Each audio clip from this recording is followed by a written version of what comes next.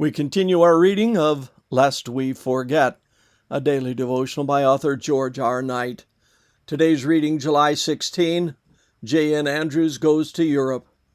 And when they had fasted and prayed and laid their hands on them, they sent Barnabas and Saul away. Acts 13:3. When things finally move, they can do so rapidly.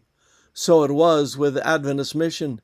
In August 1874, the General Conference voted that J.N. Andrews should go to Europe as soon as practicable.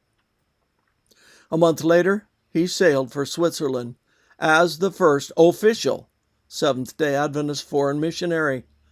He arrived on October 16. In Switzerland, Andrews found several small congregations of Sabbath keepers already in existence. The work of Tchaikovsky and Erzberger. Andrews more fully indoctrinated those believers during his first meetings with them. Beyond that, within 2 months of his arrival, he had heard of congregations of believers in Prussia and Russia, and had become convinced that there are Sabbath-keeping Christians in most of the countries of Europe. His plan was to develop those already existing core groups. But how could he locate them? To answer that question, he utilized what seems to me to be an unlikely plan. He hoped to reach them by advertising his desire to correspond with them in the most widely circulated papers of Europe.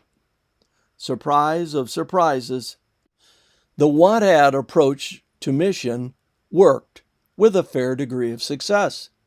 Within a short time, Seventh-day Adventists had missions in England, Scandinavia, and Germany, as well as in Switzerland.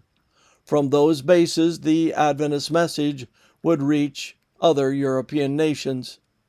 Those operating the new missions often consisted of first-generation European immigrants who had converted to Adventism in the United States and had been encouraged to return to their native countries. Such nationals had the advantage of not only knowing the language and culture, but they also nearly always had a group of acquaintances with whom to begin their ministry. As we have repeatedly noted, God leads his people step by step. The first stage, 1844 to 1850, an Adventist mission development provided for the building of a doctrinal platform. The second, 1850 to 1874, allowed for the emergence of a power base in North America for the support of a foreign mission program. And the third, 1874 to 1889, would create further development in Europe and other parts of the civilized world so that Adventism would be prepared to take its message to all the world in the years following 1890. This concludes our reading today of Lest We Forget.